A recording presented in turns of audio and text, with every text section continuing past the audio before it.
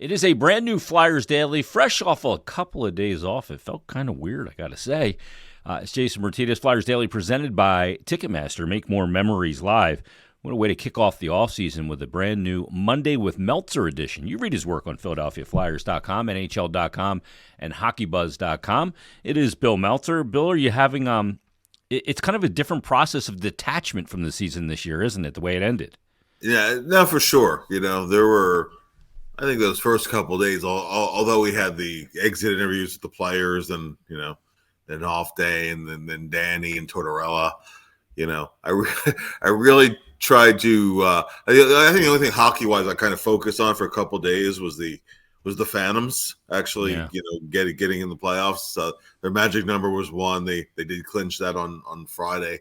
But other than that, I really didn't want to hear or read or talk too much hockey for a couple of days.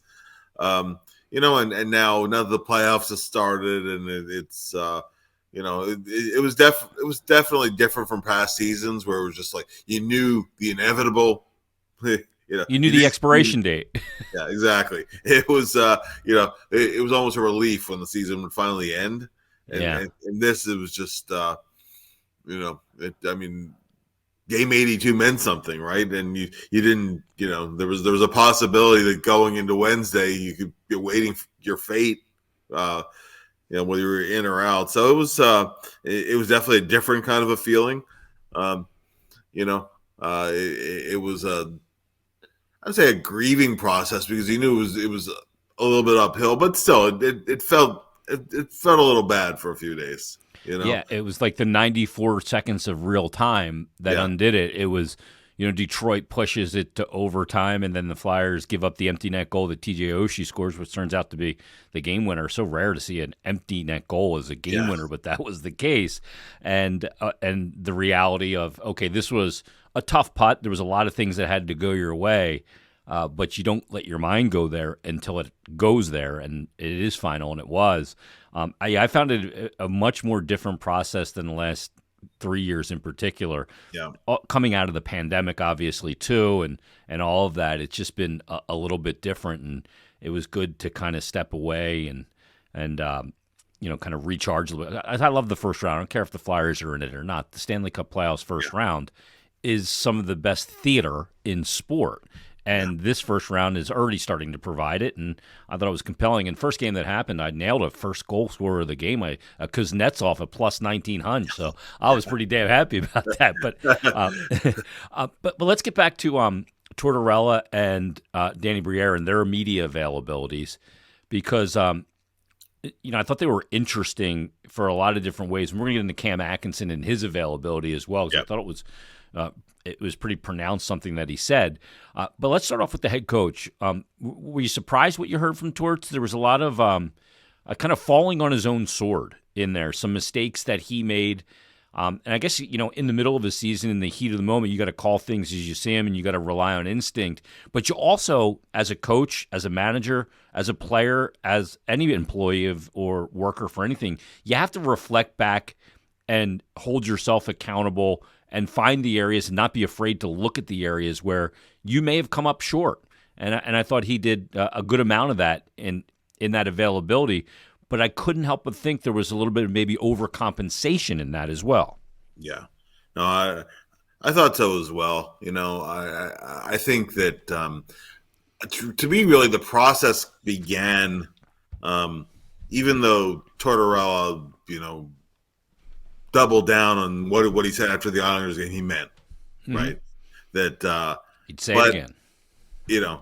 But I mean, I think it was notable, nevertheless, that Tortorella took a little softer tack, not softer in terms of soft, but just in terms of maybe emphasizing that how hard the team had fought all season.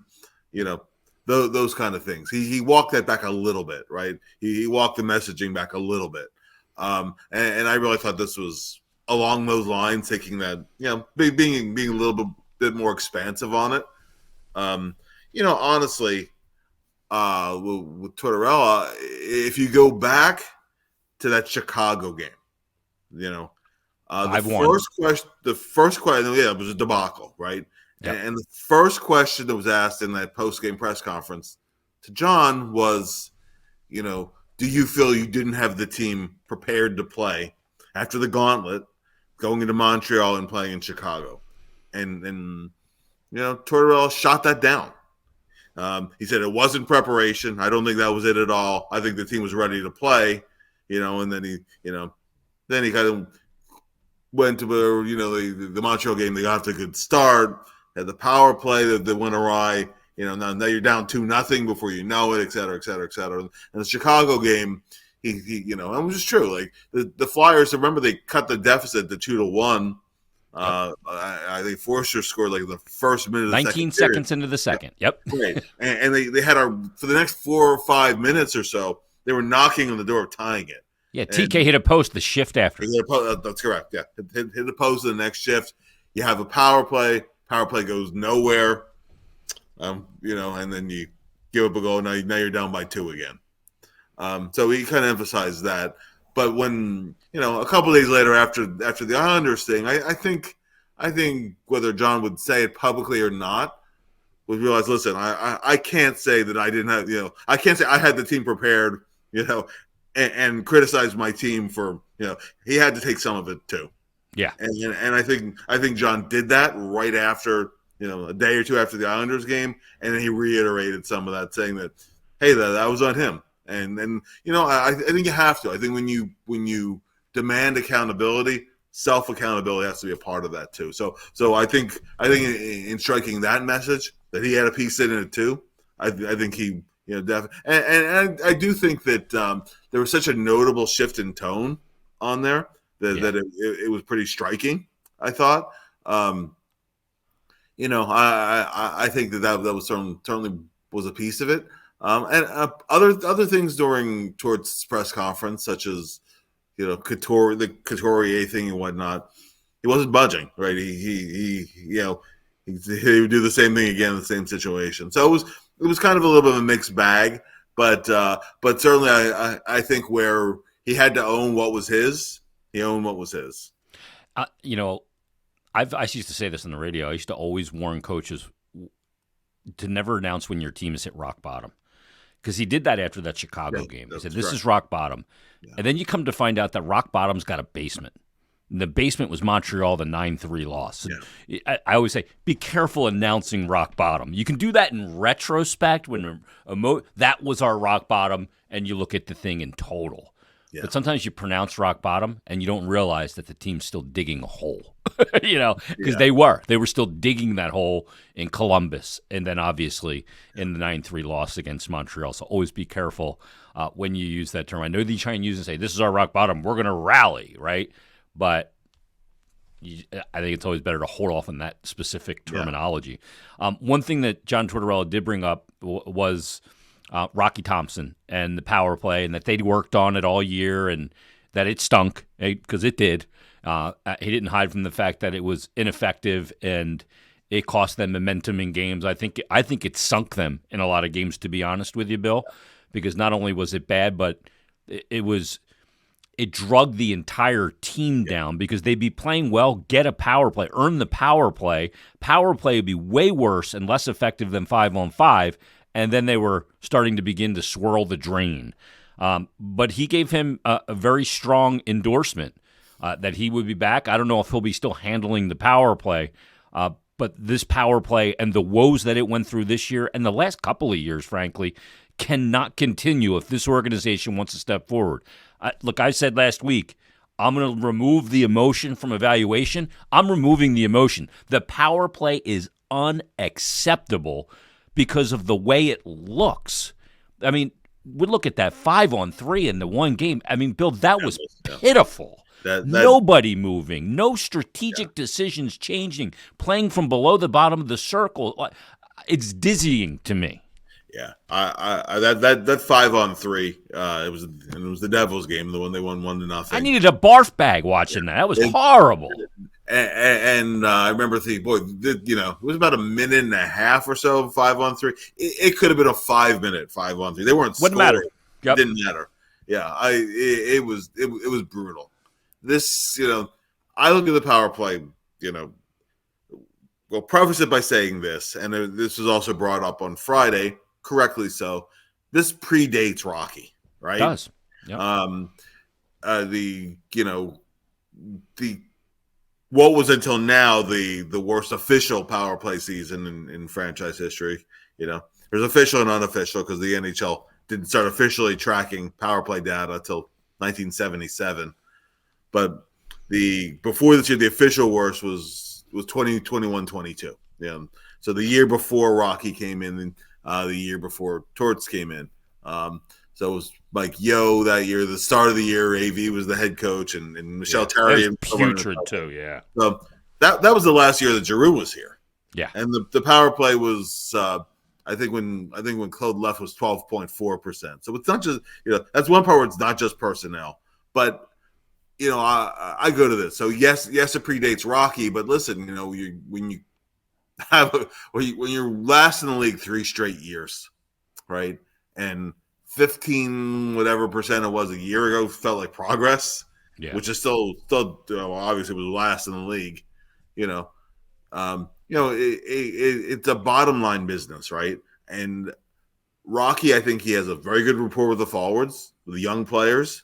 I do think he's a bright hockey guy. When the occasions when he's spoken to the media a couple times, after a morning skate or a couple times after games, I like his ideas. I like listening to him talk because I do see that he's a really bright hockey guy, and and I think they've tried a bunch of things, and in some subtle ways, like entries, for example, the power play improved. But in the big picture stuff, Jason, puck movement, getting pucks to the net, finding some kind of a net front threat, some kind of a slot threat, some kind of a flank threat from the point.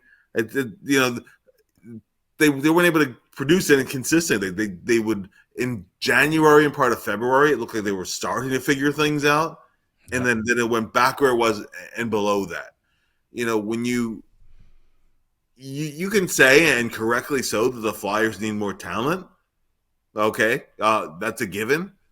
On the flip side, though, 12.2% in a league where the San Jose Sharks have a 20% power play, and the Seattle Kraken, no talent. Yeah, and Seattle Kraken are a 20% power play. Mm-hmm. You don't look at those teams and go, boy, look at all that talent. I wish we had that here. So it's not just talent, right? There's just things are not connecting, and just basic kind of things. I got a little perturbed in the Toronto-Boston game, and yes, Boston is a team with talent, but the power play goal they scored, the DeBrus scored, it was a very simple power play goal. It was really kind of fairly short range passes. You have one guy going to the net, one guy creating a screen, and then uses the space, and he puts a shot on net, and it goes in. Simple play, right? Yep. Simple play, but it was effective. And didn't take a ton of talent. You didn't need an Austin Matthews kind of a shooter to score that goal. There's no reason why the Flyers, whether it's Rocky or whoever, can't get to that kind of level of execution where some of these, makeable kind of plays get made with a certain amount of reliability. And I know that they move a lot of personnel around, trying different things, trying different formations. But some of the things don't make sense, Bill. Like moving a right-handed shooter to the right side, that's exactly. A one-time trigger, man, doesn't make any sense. You can't take a one-timer across your body. Exactly. Even if and Morgan Frost net front. Yeah. Come on. What are we doing? When they had him in the bumper and using kind of a double net front, that actually was one of the things that was working for a while. Yep. And sometimes things would stop working for a couple games, and they go completely away from that and go to, something different that wouldn't. I mean, it became just a repeating cycle. And so I mean, there's a lot of things you can kind of, unpack with the power play. The bottom line is 12.2%, which is the worst in franchise history, worse than 67-68 when you really had no talent, You're a brand new expansion franchise. I mean, 12.2 is that has to be rock bottom, right? It can only get better from there, one would think, but I don't think I don't know. I was a little bit surprised by things at the endorsement. A little bit. And again, Rocky stays on, the forwards coach. Totally get it, right? Yeah, I think he's done a good job with Tyson Forster, unlocking a guy like Tippett when he got here in his first full year. I think Farabee had a decent point production season. I think he's done well with young players. But the power play, Bill, people go, oh, you need more high-end talent, and they want to make an excuse for the power play woes. I say BS, because I think their prettiest power play goal this year was against the Rangers on March 26th, the last game of the gauntlet. It was the second goal of the game that Paling scored. Every forward on the ice touched the puck within 12 seconds. Yeah. It was Lawton behind the net to connect me up the wing, to the point, to York, and then he cross-ice passes back to the guy who originally started the play behind the net, and Lawton, who goes cross-ice, one-touch pass to Paling for the tap-in goal. Yeah. Now, are any of those guys high-end talent with the exception of Konechny and maybe York? No. Paling, he's a fourth liner. Exactly. Lawton's a bottom six. I mean, come on, what are we doing? All about puck movement, getting a guy in front to a scoring area. And being on the same page. Exactly. And as exampled, and you mentioned the one against, you mentioned the 5-on-3. I thought also in that Montreal game, the first of the Montreal games. The 4-minute. And that it was really a power play just short-circuited them because they had a great start to that game. Torts brought that up, and he was right. Those first couple shifts were really good. You get that power play, and they kept having to go back 200 feet. Thankfully, and it just killed any momentum that they had. The double minor, 2 minutes for the high stick on Brink, two minutes into the game. I think it was Columbus. And you end up not scoring in that, and then you end up getting back.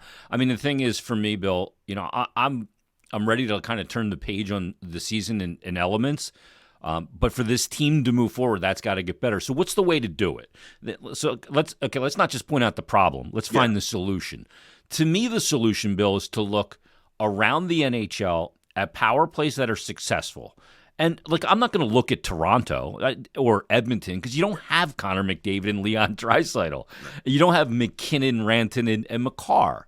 And you're probably not going to have those type of players this coming season on the way. But I look at teams.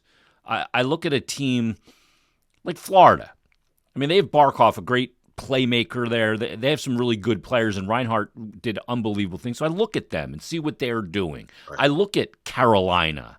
I look at those teams and go, okay, what are they doing? How are they attacking? And we got to find a way strategically to be able to execute these things, not just imitate, but execute. Yeah, well, and that's why I brought up San Jose and Seattle that are bottom teams. Yep. And San Jose, I think, was the second least, second fewest goals in the league this season, right? Yeah. But their power play was over 20%. Like how do these teams with very modest talent, right? Less talent than the Flyers had, considerably. And look at kind of, okay, how are they at 20%? I would even take 18%. Yeah. So. Yeah, it's something. It's a huge element going to next year. I know there's going to be a lot of attention paid to it from the organization, but what is the fix? And it's not as simple just saying, "Hey, when Michkov gets here, it'll be fine." It takes more than that because, like you said, there was Giroux was here. I mean, they had some really good power play players, and it didn't produce. And ultimately, things need to produce. Let's go to Danny Briere and his availability. I thought the Ryan Johansson stuff was cryptic and feels a little like there's something weird here to me. He came here in a trade, and all of a sudden he wasn't missing games, and all of a sudden he can't play at all. And he's not going to play here going forward. This whole thing feels odd to me. It is so strange, Jason. It's not like he'd been in and out of the lineup. He'd been on injured reserve. There was something, saying, "Oh, I was rushed back in the lineup." He wasn't missing any games. He wasn't missing any games, right? And then not only is he sidelined, but says that he can't play hockey again. I mean, what's up with that? Seriously, what's Yeah. I don't know. I don't know what's going on, but it's strange, Yeah. He looks like an untradeable piece for obvious reasons, because it doesn't look like we're going to have the dumping ground of Arizona anymore, Bill, to send contracts to the graveyard.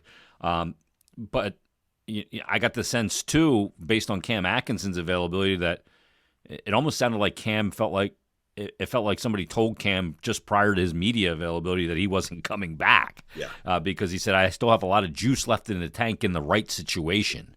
And that right situation, you and I caught on to that right away. We were texting each other right away on that. Yeah. That key turn of phrase. What's the future of Cam Atkinson? I would, if I had to say one way or another way, I think that Cam will be moved out, whether by buyout or whether, he only has 1 year left on the contract. So, there could be a situation where they're looking for a veteran, maybe a third line guy at this point in his career. They can look at, got off to a good start. He had the neck surgery. He got off to a good start. He had removed. That 6-game stretch in January where he had 10 points in 6 games, and then obviously didn't get another point the rest of the year after that. But there were little stretches during the season where he looked close to what he was at one point. I don't think you completely write off that he can still help a team, right? But I don't think that's going to be here. One thing too that Cam had said was, the team wanted to go younger. Right. Yeah. In those power play minutes, the 5-on-5 minutes where you might need a goal. And one of the hardest things for any player to do, particularly a guy who's used to playing pretty big minutes, is to adapt to a limited fourth line kind of a role where you're not really playing very much. You can't really do too much in about 7 or 8 minutes of ice time. It's and very who hard you're playing with. Yeah, and that part of it too, right? And so but just also you make a mistake, you might not get another shift that period. It's very different where you're going to be out the next shift rotation. Yeah, and it's a different mindset. And Cam didn't hide that this is one of the hardest things he's ever gone through in his career, and you could see it on his face too. It was. Maybe he looked pretty darn unhappy, and understandably so, right? Wasn't the year he expected and hoped he would have. I'm hoping just for his own sake, because Cam is such a good guy, and, he is an impossible guy to dislike, a really easy guy to root for. I really hope he does bounce back. If it's not here, it's somewhere. But even short of that, just finding a regular role somewhere, staying in the lineup, being part of a situation where, he can contribute to a team. I have 2 Eastern Conference teams in mind for him with half retention: Buffalo and Ottawa. Okay. Yeah, leadership-wise, just what he brings to the table as a pro. Right. Play a bottom 6 role. And he's got to. I think you bring up a good point, Bill, because I think one of the hardest things for an athlete to do, and a guy who overcame a lot of no's to get there and really have a good career, and that's what Cam Atkinson is to be able to seed mentally, to seed the accentuation of your role on a team, to be able to go, okay, it may be 1 to 3 shifts in a period, and it's hard to seed that mentally because you feel like if you do, you can't ever get to where you think you still may be. And look, he missed an entire year, and he's 35, in a little different situation than a lot of players. I remember, obviously not the same kind of player, but I remember Kevin Dineen toward the latter part of his career. I was a big Kevin Dineen guy. Me too. And Dino had to, this was 95, 96, and his production just dropped off a cliff, right? And Terry Murray moved him down to the 4th line, scratched him a few times. Flyers eventually just kind of moved him out. And Kevin had to accept that you're no longer a top 6 forward, right? You're not going to play in the power play anymore. wherever it is. I mean, Kevin played 4 more years or 5 more years after that, and actually had a little bit of a mini bounce. So there's no reason why Cam couldn't do that, but I think it's unlikely to be here. Yeah. I really got that sense as well that's going to be. I don't think there's a buyout there. I think there is maybe a potential small market for him with those teams that need some leadership. Look like that Buffalo team should have made the playoffs with the talent they had. Same with Ottawa. They're missing some of that leadership veteran guys in there that will keep that room accountable. I mean, I was listening to 32 Thoughts, and Friedge and Jeff Marek were talking about Buffalo practically begging for a coach with some accountability like Torts. Yeah. And to me, it looks like Craig Berube is going to have the pick of the litter when it comes to deciding where he wants to go, because that's going to be a name. And we're starting to see a little bit of a throwback to that, coaches and their methods of accountability maybe reverting. These things all go in like kind of goofy cycles. Don't they? You always get we got the players coach. Well, he was too soft. Now we need the hard ass. Now we go back to the players. It used to be this back and forth. Bill, we discussed the power play and how detrimental that was this year. But there were a lot of pivotal elements to this team that really mattered with why they took the step that they did. Because when you look at the standings, last year in the 22-23 season, they finished 7th in the East. They had 75 points. You and I talked about this preseason. How do we measure progress if they don't, kind of best that 75-point mark? Well, they did. They only finished one place higher in the division, all said and done, at 6th, but 12 standings points higher, 38, 33, and 11 this past season. The year prior, 31, 38, and 13.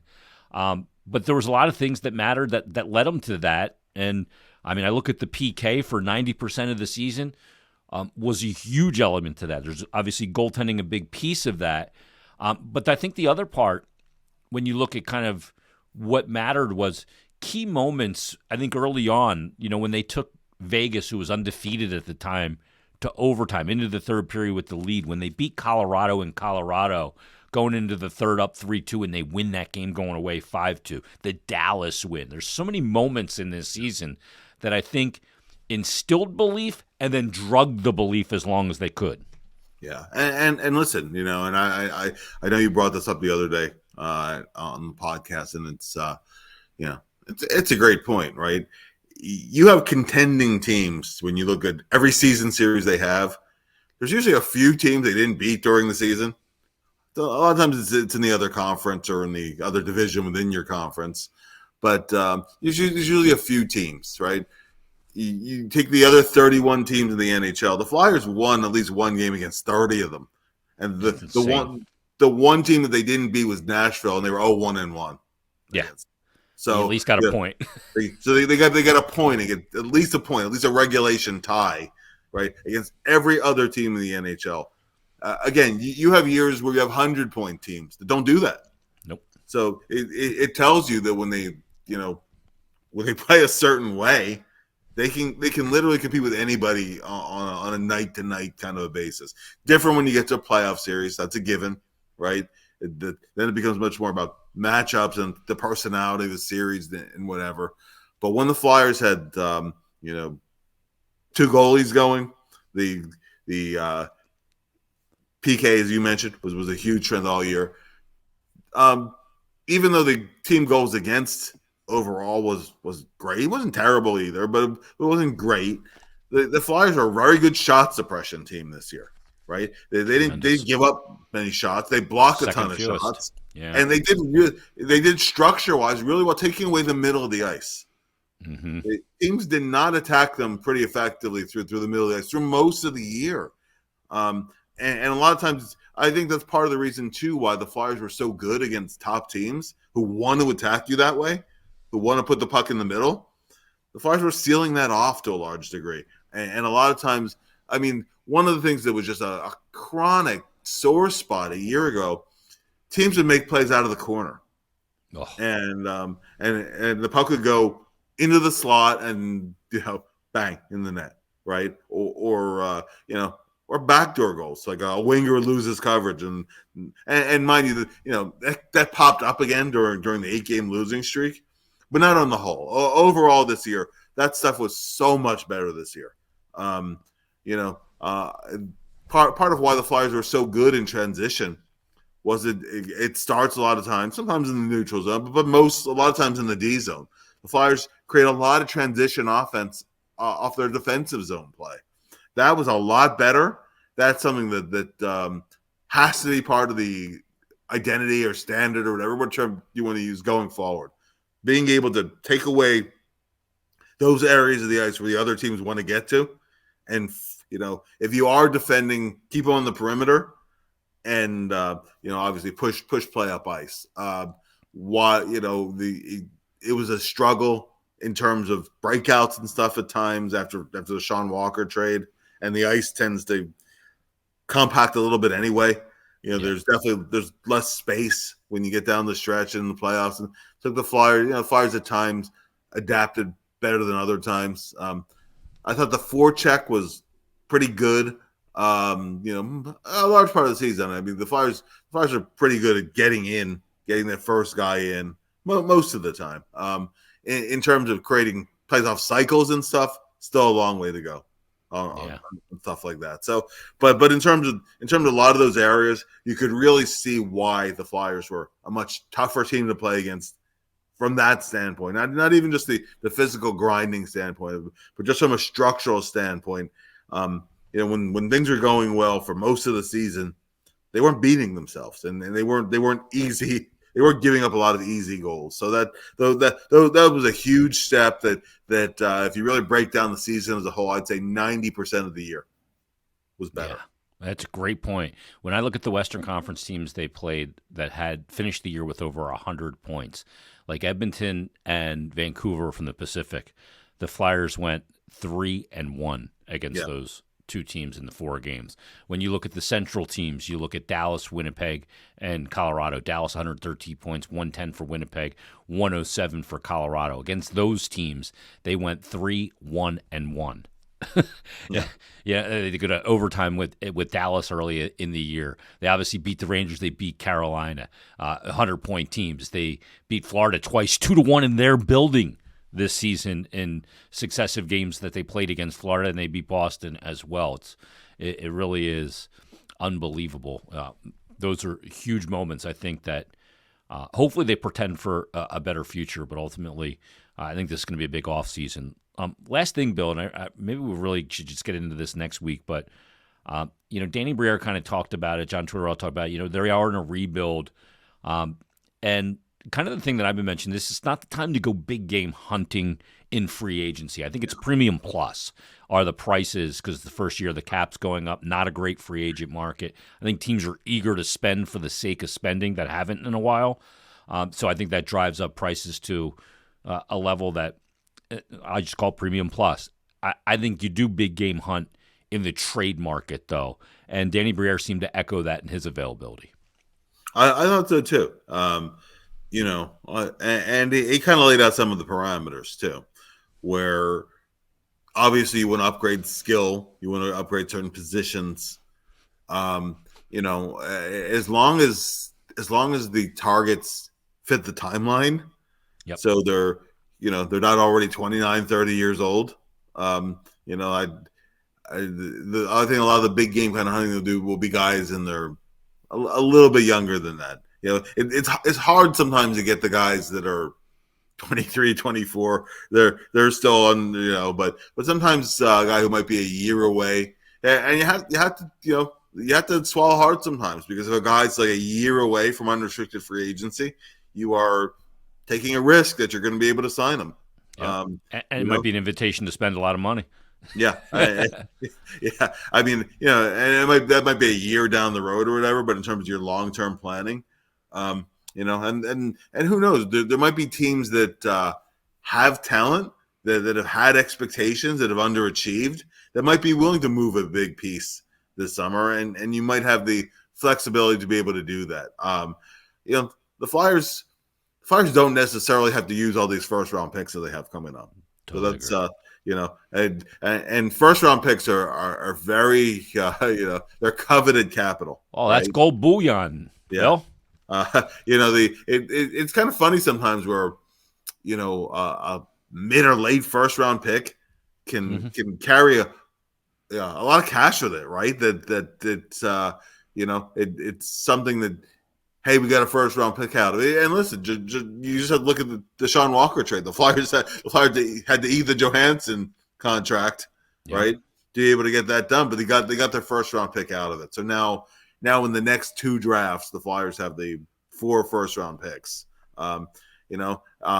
They're not now. If you don't have the right trade, you use all 4 picks. But if you have a bold move where you can add a piece that can help you now and in years to come, I think they would look at that at least. They would consider moving some 1 or 2 of these first round picks they have coming up if they could help the team now with the guy who's going to help them now, but also help them in some years to come.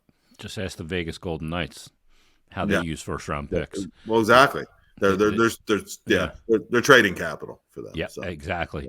Yeah. I always say, like, you have to be careful in these situations because it's like receiving a $10 gift card to a high-end steakhouse. It's just you're going, I got a gift card. Let's go. The bill's still $340, $330 of which is coming out of your wallet. Yeah, exactly. An invitation to spend your money. Great stuff. Read Bill's work at PhiladelphiaFlyers.com, NHL.com, and HockeyBuzz.com. We'll start exit day stuff coming up on Wednesday. I haven't decided who's first yet, but maybe Cam Atkinson, as a matter of fact. So stay tuned. We'll be back Wednesday with a brand new edition of Flyers Daily.